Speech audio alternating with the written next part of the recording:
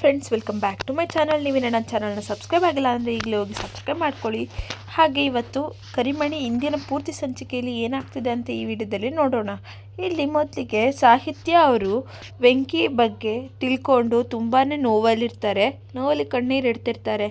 ಆಗ ಇಲ್ಲಿ ಸಾಹಿತ್ಯ ಅವರು ವೆಂಕಿ ಹತ್ರ ಬಂದು, ಚಿಕ್ಕು ಹೇಳಿ, ಯಾವ ಕಾರಣಕ್ಕಾಗಿ ನನ್ನ ಜೀವನನ ನೀವು ಹಾಳು ಮಾಡಿಬಿಟ್ರಿ ಹೇಳಿ ಚಿಕ್ಕು ಅಂತ ಹೇಳಿ, ಯಾಕೆ ಏನು ಮಾತಾಡದೆ ಸುಮ್ಮನೆ ನಿಂತಿದ್ದೀರಾ, ನಿಮ್ಮ ಮಗಳಿಗೆ ಹೀಗೆ ಯಾಕೆ ಮಾಡಿದ್ರಿ ಹೇಳಿ ಅಂತ ಹೇಳಿ ಇಲ್ಲಿ ಸಾಹಿತ್ಯ ಅವರು ತುಂಬಾ ಅಳ್ತಾ ಇರ್ತಾರೆ ವೆಂಕಿ ಹತ್ರ.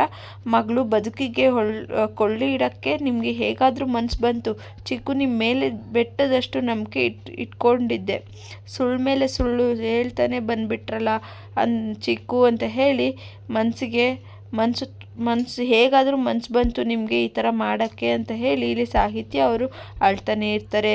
ಎಲ್ಲದಕ್ಕಿಂತ ಹೆಚ್ಚಾಗಿ ಕರ್ಣನ ಮೇಲೆ ದ್ವೇಷದ ಬೀಜ ಬಿತ್ತಿದ್ರಲ್ಲ, ಯಾಕೆ ಚಿಕ್ಕು, ಅಯ್ಯೋ ಯಾಕೆ ಚಿಕ್ಕು ಹೀಗೆ ಮಾಡಿಬಿಟ್ರಿ, ನಾನು ಎಂಥ ದಡ್ಡಿ ಕರ್ಣ, ಎಂಥವನು ಅಂತ ಒಳ್ಳೆ ಮನುಷ್ಯ ಅಂತ ನನಗೆ ಅರ್ಥನೇ ಮಾಡ್ಕೊಳ್ಳೋಕ್ಕೆ ಆಗಲಿಲ್ವಲ್ಲ, ನಾನು ಬರೀ ಅವನ ಕೋಪನೇ ನೋಡಿಕೊಂಡು ಬಂದೆ, ಆದರೆ ಆ ಕೋಪ ಹಿಂದೆ ಇರೋ ಕಾರಣ ನಾನು ನೋಡಲೇ ಇಲ್ವಲ್ಲ ಅಂತ ಹೇಳಿ ತಮಾಷೆ ನೋಡಿ ಅವರ ಶ್ರೀಮಂತೆ ದೌಲತ್ತು ಅಂತ ಅಂದ್ಕೊಂಡ್ರೆ ಅವ್ರ ಕಾಳಜಿ ನೋಡಿ ನಾನು ಅಹಂಕಾರ ಅಂದ್ಕೊಂಡ್ಬಿಟ್ಟೆ, ಅವ್ರ ನಗು ನೋಡಿ ವ್ಯಂಗ್ಯ ಅಂದ್ಕೊಂಡೆ ಅಂತ ಅಂದ್ಬಿಟ್ಟು ಅವ್ರ ಪ್ರೀತಿನ ನೋಡಿ ಸಂಚು ಅಂತ ಅಂದ್ಕೊಂಡ್ಬಿಟ್ಟೆ, ಅವ್ರು ನನ್ನನ್ನು ಹೆಜ್ಜೆ ಹೆಜ್ಜೆಗೂ ಖುಷಿಯಾಗಿ ಇಡೋದಕ್ಕೆ ಬಂದರೆ, ಆದರೆ ನಾನು ಕ್ಷಣಕ್ಕೂ ಅವರನ್ನು ದ್ವೇಷಿಸ್ತಾನೆ ಬಂದೆ. ನನಗೆ ಖುಷಿ ಕೊಡೋಕ್ಕೆ ಬಂದವರೆಲ್ಲ ನನ್ನ ಖುಷಿ ಕಿತ್ಕೊಳ್ಳೋಕ್ಕೆ ಬಂದಿದ್ದಾರೆ ಅಂತ ನಾನು ಅಂದ್ಕೊಂಡ್ಬಿಟ್ಟೆ. ನನ್ನ ಬದುಕನ್ನು ಸರಿ ಮಾಡಬೇಕು ಅಂತ ಎಷ್ಟೆಲ್ಲ ಕಷ್ಟಪಟ್ಟರು, ಆದರೆ ನಾನು ಮಾತ್ರ ಸಾಧ್ಯವಾಗಲಿಲ್ಲ. ಅವರಿಗೆ ನೋವನ್ನು ಕೊಡ್ತಾ ಬಂದೆ, ಅವಕಾಶ ಸಿಕ್ಕಾಗಲೆಲ್ಲ ಅವರಿಗೆ ಚುಚ್ಚುತ್ತಾನೆ ಮಾತಾಡ್ತಾ ಬಂದೆ, ಆದರೆ ಅವರು ಮಾತ್ರ ಯಾವುದನ್ನು ಮನಸ್ಸಲ್ಲಿ ಇಟ್ಕೊಳ್ಳಿಲ್ಲ. ನಾನು ಎಷ್ಟೇ ನೋವು ಕೊಟ್ಟರು ನನ್ನ ಮುಖದಲ್ಲಿ ನಗು ಮೂಡಿಸೋದಕ್ಕೆ ಪ್ರಯತ್ನ ಮಾಡ್ತಿದ್ರು. ತನಗೆ ಚುಚ್ಚೋಕೆ ಬಂದವರು ಹೂವು ಕೊಡೋದು ಅಂತ ಕರ್ಣನಂಥವರಿಗೆ ಮಾತ್ರ ಸಾಧ್ಯ, ಯಾಕಂದರೆ ಕರ್ಣ ಅಂದರೆ ನನ್ನ ಅಂಥ ಗ್ರೇಟ್ ಪರ್ಸ್ನಾಲಿಟಿ ಅಂತ ಒಳ್ಳೆ ಮನುಷ್ಯರವರು ಅಂತ ಹೇಳಿ ಮನುಷ್ಯರಿಗೆ ನೋವು ಕೊಡೋ ಹಾಗೆ ಮಾಡಿಬಿಟ್ರಲ್ಲ ಚಿಕ್ಕು, ಹಾಗಾದರೆ ನನ್ನ ಚಿಕ್ಕು ಅಷ್ಟೊಂದು ಕೆಟ್ಟವರ? ಆದರೆ ನಿಮ್ಮೆದುರಿಗೆ ನಾನು ಕರ್ಣನ ಎಷ್ಟೊಂದು ಸತಿ ಬೈತಿದ್ದೆ, ನಿಮ್ಮ ಪರವಾಗಿ ನಿಂತು ನಾನು ಆ ಕರ್ಣನ ಮುಂದೆನೇ ಜಗಳಾಡ್ತಿದ್ದೆ, ಯಾಕೆ ನೀವು ಒಂದು ಮಾತು ಹೇಳಲಿಲ್ಲ ಹೇಳಿ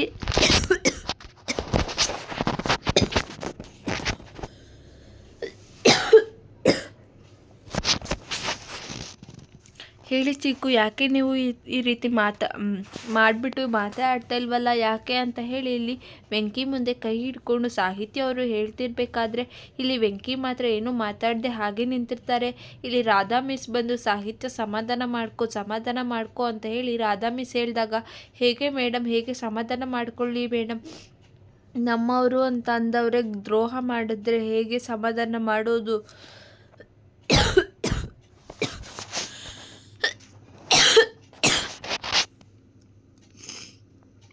ಮಾಡೋದು ಮೇಡಮ್, ಬೇರೆ ಮರಕ್ಕೆ ಮೋಸ ಮಾಡಿದರೆ ಹೇಗೆ ಸಮಾಧಾನ ಮಾಡ್ಕೊಳಕ್ಕಾಗುತ್ತೆ, ನೀವೇ ಹೇಳಿ ಮೇಡಮ್, ನನ್ನ ಬದುಕು ನೀವೇ ಹಾಳು ಮಾಡಿದ್ದೀರಾ ಅಂತ ಎಷ್ಟು ಸಾರಿ ನಾನು ಕರ್ಣನ್ಗೆ ಹೇಳಿಬಿಟ್ಟಿದ್ದೀನಿ, ಆದರೆ ಕರ್ಣ ಮಾತ್ರ ಅದೆಲ್ಲ ಸುಳ್ಳು ಅಂತ ಒಂದು ಸಲನೂ ನನಗೆ ಹೇಳಲಿಲ್ಲ.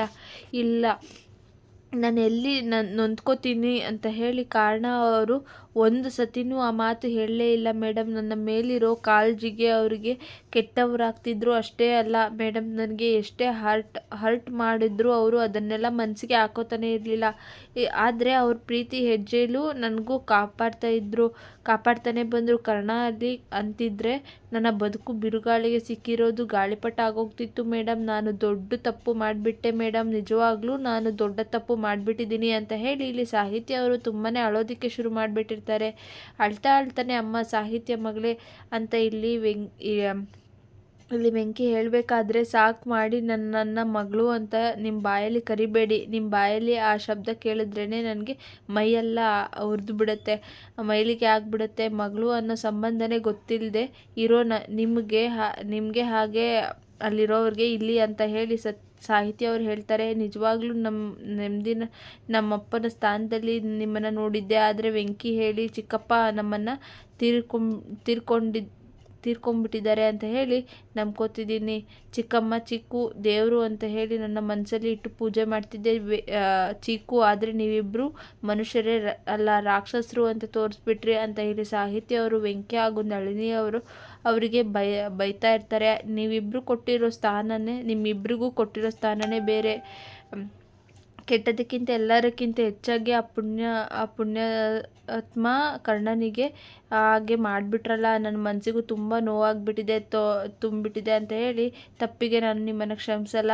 ಈ ತಪ್ಪಿಗೆ ನಿಮಗೆ ಕ್ಷಮೆನೇ ಇಲ್ಲ. ಇಲ್ಲಿಗೆ ಮುಗೀತು, ಎಲ್ಲರೂ ಆಟನೂ ಮುಗೀತು ಅಂತ ಹೇಳಿ ಇಲ್ಲಿ ಸಾಹಿತ್ಯ ಅವರು ಮನೆ ಒಳಗಡೆ ಹೊರಟೋಗ್ತಾರೆ. ಇಲ್ಲಿ ಭರತ್ ಅವರು ಅದ್ಗೆ ಅಂತ ಕೂಗ್ತಾರೆ. ಆ ಕಡೆ ಅನುರಾಧ ಮಿಸ್ ಅವರು ಸಾಹಿತ್ಯ ಅಂತ ಕೂಗ್ತಾ ಇರ್ತಾರೆ. ಇಲ್ಲಿ ಸಾಹಿತ್ಯ ಅವರು ರೂಮಲ್ಲಿ ಬಂದು ತುಂಬಾ ಅಳ್ತಾ ಇರ್ತಾರೆ. ಇಲ್ಲಿ ಭರತ್ ಹೇಳಿರೋ ವಿಷಯ ಹಾಗೂ ಎಲ್ಲಿ ಕರ್ಣ ಅವರು ಸಾಹಿತ್ಯಗೆ ತಾಳಿ ಕಟ್ಟಿದಾಗ ಇವಳು ನನ್ನ ಹೆಂಡತಿ ಅಂತ ಯಾರು ಇವಳು ವಿಷಯಕ್ಕೆ ಬರಬಾರ್ದು ಅಂತ ಹೇಳಿರೋ ನೆನಪಿಸ್ಕೊಂಡು ಬಟ್ಟೆನ ಪ್ಯಾಕ್ ಮಾಡಿಕೊಂಡು ರೆಡಿ ಆಗಿಬಿಡ್ತಾರೆ. ಈ ಸಾಹಿತ್ಯ ಅವರು ಬಟ್ಟೆ ಎತ್ಕೊಳ್ಬೇಕಾದ್ರೆ ಅಲ್ಲೊಂದು ಬಳೆ ಬಿದ್ದೋಗಿರುತ್ತೆ. ಆ ಬಳೆ ಕಾರಣ ಅವರು ಸಾಹಿತ್ಯಗೆ ಪ್ರಪೋಸ್ ಮಾಡಬೇಕಾದ್ರೆ ಕೊಟ್ಟಿರ್ತಾರೆ. ಆ ಸಮಯದಲ್ಲಿ ಸಾಹಿತ್ಯ ಅವರು ತುಂಬಾ ಕೋಪ ಮಾಡಿಕೊಂಡು ಎಸ್ಬಿಟ್ಟಿರ್ತಾರೆ. ಆಗ ಕರ್ಣ ಅವರು ನಾನು ನಿಮ್ಮನ್ನು ತುಂಬಾ ಪ್ರೀತಿಸ್ತಿದ್ದೀನಿ ಅಂತ ಹೇಳ್ತಿರ್ತಾರೆ. ಅದನ್ನು ನೋಡಿ ಸಾಹಿತ್ಯ ಅವರು ತುಂಬ ಬೇಜಾರು ಮಾಡ್ಕೊತಿರ್ತಾರೆ.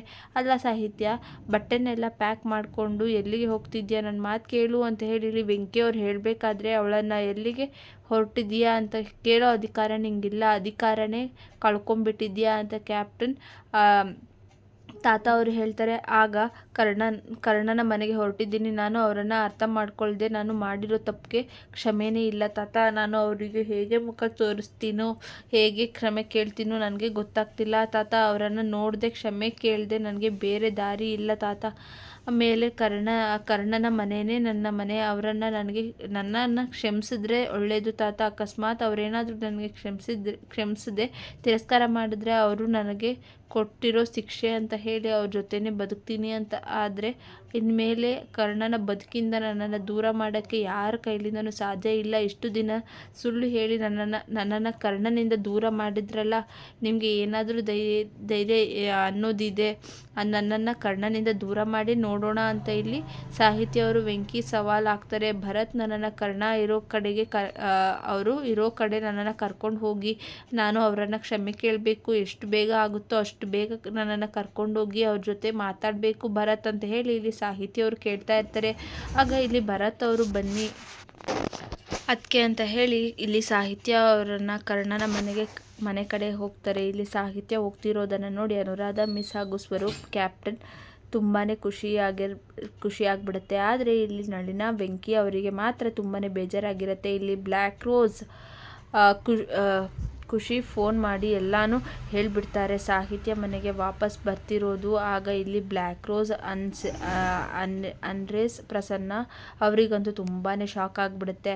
ಆಗ ದೊಡ್ಡ ಅನಾಹುತನೇ ಆಗೋಗಿದೆ ಅಂತ ಇಲ್ಲಿ ಪ್ರಸನ್ನ ಅವರು ಅರುಂಧತಿಗೆ ಹೇಳ್ತಾರೆ. ಏನಾಯಿತು ಪ್ರಸನ್ನ ಅಂತ ಅರುಂಧತಿ ಅವರು ಕೇಳಿದಾಗ ಏನಾಗಬಾರ್ದಾಗಿತ್ತು ಅದು ಆಗೋಗಿತ್ತು ಅಕ್ಕ. ಸಾಹಿತ್ಯಗೆ ಅವ್ರ ಚಿಕ್ಕಪ್ಪ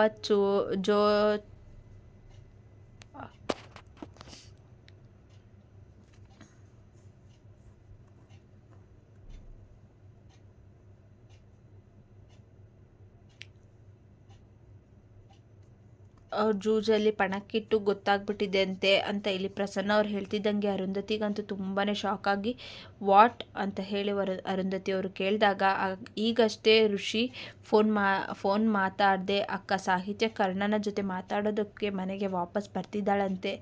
ಅವಳೇನಾದರೂ ಮನೆಗೆ ವಾಪಸ್ ಬಂದರೆ ನಮ್ಮ ಪ್ಲಾನ್ ಎಲ್ಲ ಹಾಳಾಗೋಗುತ್ತೆ ಅಕ್ಕ, ಏನು ಮಾಡೋದು ಅಕ್ಕ ಇವಾಗ ಅಂತ ಹೇಳಿ ಪ್ರಸನ್ನ ಹೇಳಿದಾಗ ಆ ಕಡೆ ಅರುಂಧತಿ ಅವರು ಬರಲಿ ಪ್ರಸನ್ನ ಅವಳನ್ನು ಕತ್ತಿ ಹಿಡಿದು ಆಚೆ ನಾನೇ ದಪ್ತೀನಿ ಅಂತ ಅರುಂಧತಿ ಅವರು ಹೇಳ್ತಾರೆ. ಏನು ಕತ್ತಿ ಹಿಡಿದು ಆಚೆ ದಪ್ತೀರಾ ಹಾಗೇನಾದರೂ ಮಾಡಿದರೆ ಆ ಕರ್ಣನಿಗೆ ಅನುಮಾನ ಬರಲ್ವಾ ಅಂತ ಪ್ರಸನ್ನ ಅವ್ರು ಹೇಳಿದಾಗ ಅಲ್ಲ ಪ್ರಸನ್ನ ನಾನು ಮಾಡ್ತೀನಿ ಅಂತ ಹೇಳಿದೆ ಅಂತ ಹೇಳಿದಾಗ ಮತ್ತೆ ಅಂತ ಪ್ರಸನ್ನ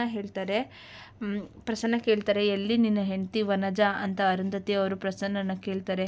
ಇಲ್ಲಿ ಸಾಹಿತ್ಯ ಅವರು ತುಂಬಾ ಖುಷಿಯಿಂದ ಕರ್ಣ ಅಂತ ಹೇಳಿ ಮನೆ ಒಳಗಡೆ ಬರ್ತಾರೆ.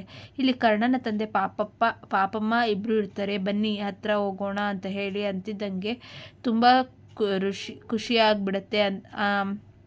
ಕರ್ಣನ ತಂದೆ ಹೇಳಿದಾಗ ಹೌದು ಡ್ಯಾಡ್, ಆ ಅತ್ತಿಗೆಗೆ ಎಲ್ಲ ಸತ್ಯ ಗೊತ್ತಾಗಿದೆ ಅಂತ ಹೇಳಿ ಕರ್ಣನ ತಂದೆಗೆ ಹೇಳ್ತಾರೆ. ಇನ್ಮೇಲೆ ಅಣ್ಣ ಮತ್ತು ಅತ್ತಿಗೆ ದೂರ ಮಾಡೋಕ್ಕೆ ಯಾರಿಂದನೂ ಸಾಧ್ಯ ಇಲ್ಲ ಡ್ಯಾಡ್ ಅಂತ ಭರತ್ ಹೇಳಿದ್ರೆ, ಈ ಕಡೆ ಸಾಹಿತ್ಯ ಅವರು ಕರ್ಣ ಅಂತ ಎಲ್ಲ ಕಡೆ ಕರ್ಣ ಅವರನ್ನು ಹುಡುಕ್ತಿರ್ತಾರೆ. ಕಡೆ ಅರುಂಧತಿ ಅವರು ವನಜ ಜೊತೆ ಮಾತಾಡ್ತಿರ್ತಾರೆ. ಯಾಕೆ ಈ ಥರ ಮಾಡ್ಕೊಂಡ್ಬಿಟ್ಟೆ ಸಾಹಿತ್ಯ, ಕರ್ಣ ಏನೋ ಒಂದು ಚಿಕ್ಕ ವಿಷಯ ಅಂದ್ಕೊಂಡೆ, ಈಗ ನೋಡಿದ್ರೆ ದೊಡ್ಡ ವಿಷಯ ಆಗೋಗ್ಬಿಟ್ಟಿದೆ, ಈಗ ಮಾಡಿಬಿಟ್ಟಿದ್ದಾಳೆ, ಆ ಕರ್ಣ ಸೈನ್ ಮಾಡಿಬಿಟ್ಟಿದ್ದಾನೆ ಅಂತ ಹೇಳಿ ಇಲ್ಲಿ ವನಜ ಅರುಂಧತಿ ಅವರು ಹೇಳ್ತಿರ್ತಾರೆ. ಅಲ್ಲ, ಅದಕ್ಕೆ ಅಂತ ಸಾಹಿತ್ಯನವಳನ್ನ ಜೊತೆ ನಮ್ಮ ಕರ್ಣ ಬದುಕೋಕೆ ಸಾಧ್ಯನೇ ಇಲ್ಲ, ನೀವೇ ಹೇಳಿ, ಅವನ್ನ ತಗೊಂಡಿರೋ ನಿರ್ಧಾರ ಸರಿಯಾಗೇ ಇದೆ ಅಂತ ಹೇಳಿ ಇಲ್ಲಿ ವನಜ ಅವರು ಹೇಳ್ತಿದ್ದಾಗ, ವನಜ ನೀನು ಇದೇ ರೀತಿ ಮಾತಾಡ್ತಿದ್ಯಲ್ಲ ಅರುಂಧತಿ ಅವರು ಕೇಳ್ತಾರೆ. ಅಂದ್ಕೊಳ್ಳಿ, ಏನು ಬೇಕಾದರೂ ಮಾಡ್ಕೊಳ್ಳಿ, ಒಂದು ಹೇಳ್ತೀನಿ, ಅದಕ್ಕೆ ಈಗ ಕರ್ಣ ಸೈನ್ ಮಾಡಿದ್ದಾನೆ ಅಂತ ಅಂದರೆ ಅವನು ಅವಳಿಂದ ದೂರ ಆಗಬೇಕು ಅಂತಾನೆ. ಅವನು ಸೈನ್ ಮಾಡಿರ್ತಾನೆ, ಎಲ್ಲ ನಿರ್ಧಾರ ಮಾಡಿನೇ ಸೈನ್ ಮಾಡಿದ್ದಾನೆ. ಯಾಕೋ ಗೊತ್ತಿಲ್ಲ, ಯಾವುದೋ ವಿಷಯಕ್ಕಾದ್ರೂ ಯೋಚನೆ ಮಾಡಿನೇ ಅವನು ಸೈನ್ ಮಾಡೋದು, ನಿರ್ಧಾರ ತಗೊಳ್ಳೋದು ಕರ್ಣ ಅಂತ ಹೇಳಿ ಇಲ್ಲಿ ಮಾತಾಡ್ತಿರ್ತಾರೆ. ಸೊಸೆ ಆಗೋ ಯೋಗ್ಯತೆ ಸಾಹಿತ್ಯಂಗೆ ಇಲ್ಲ ಅಂತ ಹೇಳಿ ಚೆನ್ನಾಗಿ ಗೊತ್ತಾಗಿದೆ, ಅದಕ್ಕೆ ಇಂಥ ನಿರ್ಧಾರ ತಗೊಂಡಿದ್ದಾನೆ ಅಂತ ವನಜ ಹೇಳ್ತಾರೆ. ಹಾಗಲ್ಲ ವನಜ, ಆದರೆ ಅಡ್ರೆಸ್ ಮಾಡಿಕೊಂಡು ಹೋಗ್ಬೋದಾಗಿತ್ತಲ್ವ, ಸಂತೋಷವಾಗಿರ್ಬೋದಾಯಿತು, ಕರ್ಣನ ಜೊತೆ ಸಾಹಿತ್ಯ ಆರಾಮಾಗಿ ಇರ್ಬೋದಾಗಿತ್ತು ಅಂತ ಹೇಳಿ ಅರುಂಧತಿ ಅವರು ನಾಟಕ ಆಡ್ತಿರ್ತಾರೆ. ಆಗಲ್ಲ, ಅದಕ್ಕೆ ಯಾವುದೇ ಕಾರಣಕ್ಕೂ ಆ ಸಾಹಿತ್ಯನ ಹೇಳೋ ನಮ್ಮ ಕರ್ಣನ ಮೇಲೆ ಬೀಳಬಾರ್ದು, ಹಾಗೆ ನೋಡ್ಕೋಬೇಕು ಅಂತ ಹೇಳಿ ವನಜ ಅವರು ಹೇಳ್ತಿರ್ಬೇಕಾದ್ರೆ ಇಲ್ಲಿ ಕರ್ಣ ಅಂತ ಹೇಳಿ ಇಲ್ಲಿ ಸಾಹಿತ್ಯ ಅವರು ವನಜನ ಮಾತಾಡೋ ಕಡೆ ಸಾಹಿತ್ಯ ಅವರು ಬರ್ತಾರೆ. ಸಾಹಿತ್ಯ ಬಂದ್ಯಾ ಅಂತ ಹೇಳಿ ಇಲ್ಲಿ ಅರುಂಧತಿ ಅವರು ಸಾಹಿತ್ಯನ ಕೇಳಿದಾಗ, ನೀನಾ, ಯಾಕೆ ಬಂದೆ ಅಂತ ಹೇಳಿ ವನಜ ಅವರು ಬೈತಾರೆ.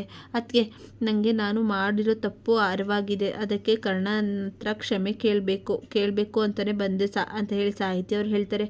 ಎಲ್ಲಿದ್ದಾರೆ ಕರ್ಣ ಅಂತ ಅವರು ಕೇಳಿದಾಗ ಎಲ್ಲೋ ಕಾಣಿಸ್ಲಿಲ್ಲ ಅಂತ ಹೇಳಿ ಇಲ್ಲಿ ಸಾಹಿತ್ಯ ಅವರು ಆಚೆ ಹೊರಟೋಗ್ತಾರೆ. ಕರ್ಣ ಅಂತ ಅರುಂಧತಿ ಅವರು ಹೇಳಿದಾಗ ನೋಡಿದರೆ ಅದಕ್ಕೆ ನಮ್ಮ ಕರ್ಣ ಚೆನ್ನಾಗಿರೋದು ಇವಳ ಕೈಯಲ್ಲಿ ಸಹಿಸ್ಕೊಳ್ಳೋಕ್ಕೆ ಆಗಲ್ಲ, ಅದಕ್ಕೆ ಅವಳು ಮತ್ತೆ ಬಂದಿದ್ದಾಳೆ ಅಂತ ಹೇಳಿ ವನಜ ಅವರು ಹೇಳ್ತಾರೆ.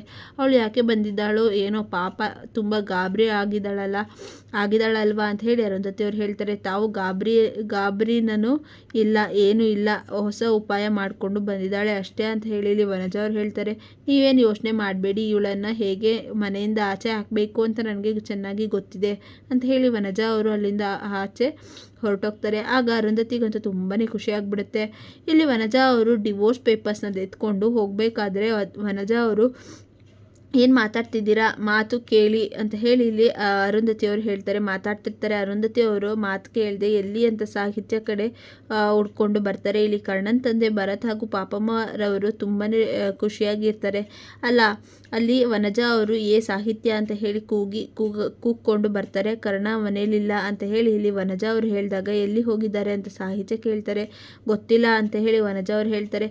1 ನಿಮಿಷ ಇರಿ, ನಾನೇ ಫೋನ್ ಮಾಡ್ತೀನಿ ಅಂತ ಹೇಳಿ ಇಲ್ಲಿ ಸಾಹಿತ್ಯ ಅವ್ರು ಫೋನ್ ಮಾಡಿದಾಗ ಸ್ವಿಚ್ ಆಫ್ ಆಗಿರುತ್ತೆ.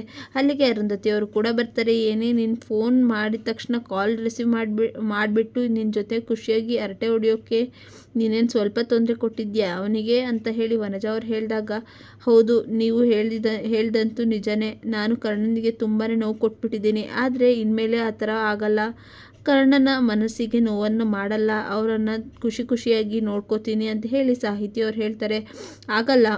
ಆಗಲ್ಲಮ್ಮ, ಆಗಲಿ ಅಂತ ಇಲ್ಲಿ ಕರ್ಣನ ತಂದೆ ಹೇಳ್ತಾರೆ. ಕೊನೆಗೂ ಅಂತ ಇಲ್ಲಿ ಕರ್ಣನ ತಂದೆ ಹೇಳೋಕ್ಕೆ ಬರಬೇಕಾದ್ರೆ, ಏನೂ ಬೇಕಾಗಿಲ್ಲ ನೋಡಮ್ಮ, ತಾಯಿ ಇಷ್ಟು ದಿನ ನಿನಗೆ ಕೊಟ್ಟಲ್ಲ ಖುಷಿನ, ಅದನ್ನೇ ಅವನಿಗೆ ತಡ್ಕೊಳ್ಳೋಕ್ಕೆ ಆಗ್ತಾಯಿಲ್ಲ, ಅವನಿಗೆ ಎಲ್ಲೋ ಆಚೆ ಹೊರಟೋಗಿದ್ದಾನೆ, ಕರ್ಣ ಎಲ್ಲಿದ್ನೋ ಏನು ಮಾಡ್ತಿದ್ದಾನೋ ಅಂತಲೇ ನಾವೆಲ್ಲ ತಲೆ ಬಿಸಿಲಿ ಇದ್ದೀವಿ, ಇಲ್ಲಿ ಕೂತಿದ್ದೀವಿ, ಹೊಸ ನಾಟಕ ಶುರು ಮಾಡೋದಕ್ಕೆ ಬಂದಿದ್ಯಾ ನೀನಿಲ್ಲಿ, ನೋಡು ಕರ್ಣನಿಗೆ ನಿನ್ನ ಜೊತೆ ಬದುಕೋದಕ್ಕೆ ಇಷ್ಟ ಇಲ್ಲ, ದಯವಿಟ್ಟು ಹೊರಟೋಗು ಇಲ್ಲಿಂದ ಅಂತ ಹೇಳಿ ವನಜ ಅವ್ರು ಹೇಳ್ತಾರೆ. ಏನು ಹೇಳ್ತಿದ್ದೀರಾ ವನಜ, ಕರ್ಣ ಎಲ್ಲಿ ಹೇಳಿದ್ದಾನೆ ಸಾಹಿತ್ಯನ ಜೊತೆ ಬದುಕೋಕೆ ಇಷ್ಟ ಇಲ್ಲ ಅಂತ, ನೀನು ಏನೇನು ಹುಟ್ಟಿಸ್ಕೊಂಡು ಹೇಳಬೇಡ ಪ್ಲೀಸ್ ಅಂತ ಹೇಳಿ ಇಲ್ಲಿ ಕರ್ಣನ ತಂದೆ ವನಜಾಗೆ ಹೇಳ್ತಾರೆ. ಸಾಹಿತ್ಯ ಮನೆಗೆ ವಾಪಸ್ ಬಂದಿದ್ದಾಳೆ, ನೀನು ಏನೇನೋ ಕೆಟ್ಟದಾಗಿ ಮಾತಾಡಬೇಡ ಅಂತ ಹೇಳಿ ಇಲ್ಲಿ ಕರ್ಣನ ತಂದೆ ವನಜಾಗೆ ಬೈತಾರೆ. ಏನು ಕೆಟ್ಟದಾಗಿ ಮಾತಾಡ್ತಿಲ್ಲ, ನಾನು ಮಾತಾಡ್ತಿರೋದೇ ಸತ್ಯದ ಮಾತು, ಕರ್ಣನ ಡಿವೋರ್ಸ್ ಪೇಪರ್ಸ್ಗೆ ಸೈನ್ ಮಾಡಿದ್ದಾನೆ ಅಂತ ಹೇಳಿ ವನಜ ಅವ್ರು ಹೇಳ್ತಿದ್ದಂಗೆ ಇಲ್ಲಿಗೆ ಎಲ್ರಿಗೂ ಕೂಡ ಶಾಕ್ ಆಗಿಬಿಡುತ್ತೆ. ಆದರೆ ಇಲ್ಲಿ ಅರುಂಧತಿಯವರು ಮಾತ್ರ ಪಾಪನ ಅಮ್ಮ ನೋಡಿಕೊಂಡು ವ್ಯಂಗ್ಯವಾಗಿ ನಗ್ತಿರ್ತಾರೆ. ಹಾಗೆ ಪ್ರಸನ್ನ ನೋಡಿ ತುಂಬಾ ಖುಷಿ ಪಡ್ತಿರ್ತಾರೆ. ಆದರೆ ಇಲ್ಲಿಗೆ ಇಂದಿನ ಸಂಚಿಕೆ ಮುಕ್ತಾಯವಾಗಿದೆ ಫ್ರೆಂಡ್ಸ್. ಈ ವಿಡಿಯೋ ಇಷ್ಟ ಆಗಿದ್ರೆ ಲೈಕ್ ಮಾಡಿ, ಶೇರ್ ಮಾಡಿ, ಸಬ್ಸ್ಕ್ರೈಬ್ ಮಾಡ್ಕೊಳ್ಳಿ. Thank you for watching friends.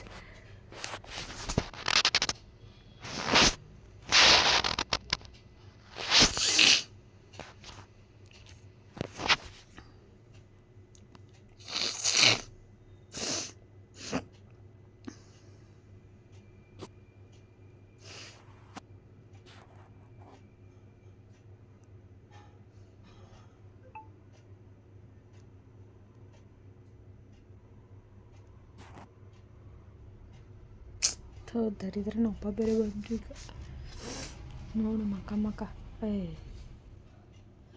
ಕರ್ಣಂದು ಹಾಕಿಲ್ಲ ಇವ್ರು ಯಾರು.